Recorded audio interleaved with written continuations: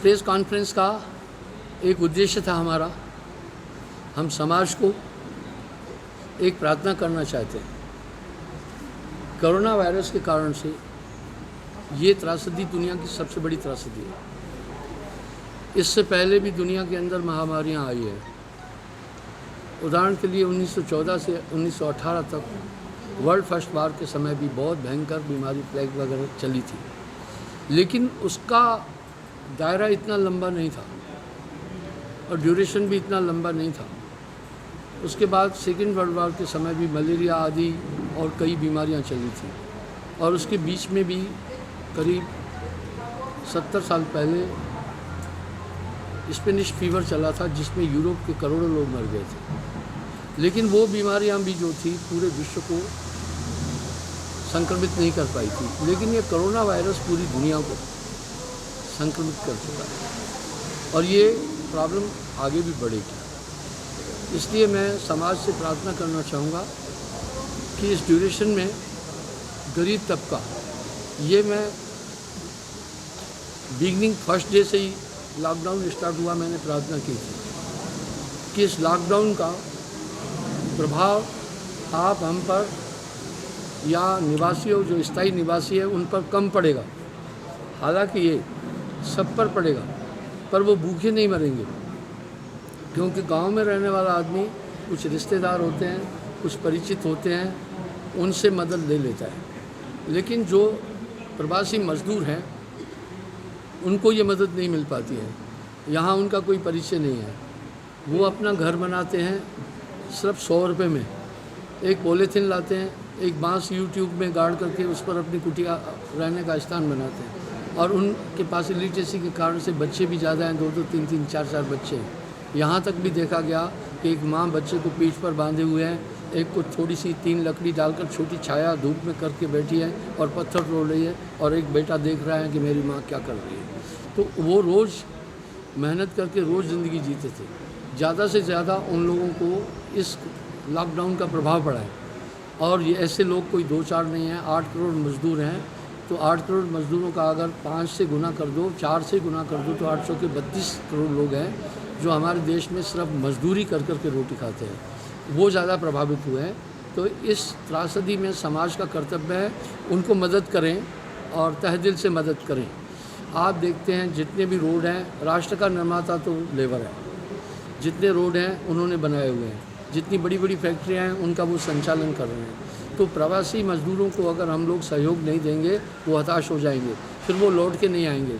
उदाहरण के लिए आप बम्बई में देखें, जो लोग चले गए, उद्योग जगत पर इसका बहुत बड़ा असर पड़ेगा, क्योंकि जैसे ब्रिटेन की औद्योगिक राजधानी बर्मिंघम है, और जैसे न्यूयॉर्क राजधानी अमेरिका की है, वैसे तो वाशिंगटन है, इस तरह भारत की औद्योगिक राजधानी है मुंबई।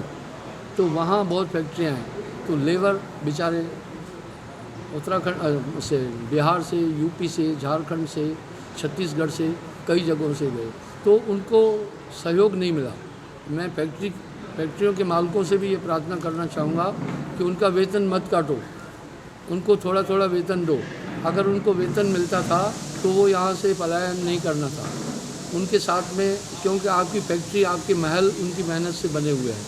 तो ये हमें मानवीय आधार पर भी सोचना होगा समाज को कि ऐसी त्रासदी में हम उनकी पूरी मदद करें, क्योंकि ये लॉकडाउन अभी आप देखते हैं कि क्वांटिटी बढ़ती जा रही है कोरोना पॉजिटिव की, तो ये थोड़ा लंबा चलेगा। अगर वो वापस लौट के यहाँ नहीं आएंगे, उद्योग जगत पर बहुत बड़ा असर पड़ेगा और इससे गरीबी फैलेगी। इस महामारी को आप सिर्फ 3 लॉकडाउन की प्रॉब्लम को 3-4 महीने की नहीं माने, थोड़ी लंबी चलेगी और इसका प्रभाव बहुत दूर तक जाएगा, क्योंकि पूरी अर्थव्यवस्था तहस नहस हो चुकी है।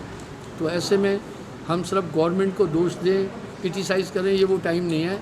हम सब देशवासियों का फ़र्ज़ बनता है ऐसी स्थिति में हम उनकी पूरी मदद करें, तहे दिल से करें।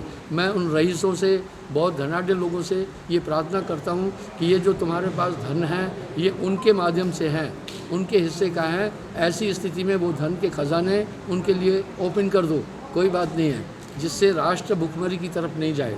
और ये संकट का समय है, आप देख रहे होंगे कि हताश होकर के वो प्रवासी मजदूर 1200 किलोमीटर सफ़र किया है। आपने देखा होगा चैनलों पर भी, एक बच्चे को माँ बैग जो है ट्रॉली बैग पर लिटा करके ले जा रही है, उसके फेफड़े, उसके हार्ट, इस पर कितना असर पड़ेगा। कुछ छोटे छोटे बच्चों को कंधे पर उठा करके 1,000 किलोमीटर की यात्राएं कर रहे हैं। तो ये एक त्रासदी बहुत बड़ी है, ये ऐतिहासिक है, इसका कोई कंपेयर नहीं हो सकता किसी से। इस तरह अगर आप उनकी मदद नहीं कर रहे हैं तो दोष लगेगा मेरे ख्याल से। राष्ट्र एक घर है, हम सबका कर्तव्य बनता है ऐसे साधनहीन लोगों की हम मदद करें, उनको भगने नहीं दें। अब उनसे कभी कभी टीवी वाले पूछते हैं कि आप फिर बम्बई आओगे, वो कहते हैं कभी नहीं आएंगे हम। तो जब वहाँ पर लेबर नहीं पहुँचेगा, अब गुजरात में भी है, बड़े उद्योग है, लेबर नहीं पहुँचेगा तो कैसे काम होगा। उनको प्यार से, हीन भावना से नहीं, उनको जितना संसाधन है आप दें, और ये शुरू से दिया जाना चाहिए था। जस्ट बिगनिंग से मैं ये बात बोल रहा हूँ कि इस लॉकडाउन का असर आप हम पर नहीं पड़ा है, क्योंकि आपके रिश्तेदार गांव में हैं, उनसे पैसे मांग लिए होंगे और उधार ले लिया होगा, आपका घर वहाँ है, लेकिन उनका यहाँ कुछ भी नहीं था, इसलिए वो हताश। हमारी संस्था ने यही बात सोच करके पिछले 75 दिन से हम उनको पका हुआ भोजन करीब 10,000 लोगों को दे रहे हैं। हमारी संस्था गरीबों की संस्था है। जब हम एक ये काम कर सकते हैं तो बाकी धार्मिक संस्थाओं को, NGOs को भी मैं ये प्रार्थना करूँगा कि उनको आर्थिक और मानसिक पूरी मदद दें और उनको भूखा नहीं रहने दें। और हर एक टावर, हर एक कॉलोनी के साथ में आप छोटी झुग्गियाँ देख रहे हैं, वो उन मज़दूरों की हैं जिन्होंने हमारे लिए घर बनाए हैं, हमारे लिए रास्ते बनाए हैं, हमारी बिल्डिंगें बनाई हैं, राष्ट्र का निर्माण किया है। तो उनको आप उनकी उपेक्षा नहीं करें, उनको आप खुले दिल से सहायता करें। मैं गवर्नमेंट से भी अपील करूंगा कि जिनके पास ऐसे संसाधन, अपने अकाउंट नहीं हैं, ईमानदार कार्यकर्ताओं के द्वारा उनके पास मदद पहुंचाएं, उनके पास सहयोग पहुंचाएं। मैं एक एग्जांपल देता हूं कि उसमें थोड़ा सा अब सरकार भी क्या करे, थोड़ी सी स्थिति हो जाती है। BPL का उदाहरण देता हूं। BPL में आप देखें तो बहुत रईस लोगों का नाम भी BPL में है, जो सही में उसके हकदार हैं, उन तक BPL का लाभ नहीं पहुंचता है।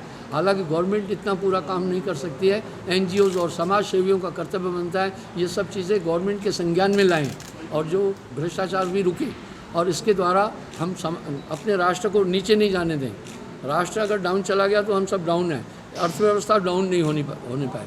और इस समय राजनीति का समय नहीं है, मिलजुल कर सभी लोग इस त्रासदी में राष्ट्र के निर्माण के लिए काम करें। मेरी देशवासियों से, धनाढ्य लोगों से, धार्मिक संस्थाओं से, NGO से ये प्रार्थना है कि आप कठिन परिश्रम करके उनको ये सब चीज़ करें। मैं उदाहरण देता हूँ कि हमारी संस्था बढ़ाई के लिए नहीं बोल रहा हूँ, हम यहाँ पर लोगों को भोजन के अलावा किटें भी दे रहे हैं। यहाँ तक ईद के समय मुझे एक DC ने फ़ोन किया कि भाई जब ये रोज़ा तोड़ते हैं मुसलमान भाई तो इनको दही और केला चाहिए। हम उनको दही और केला भी मुहैया कराते रहे।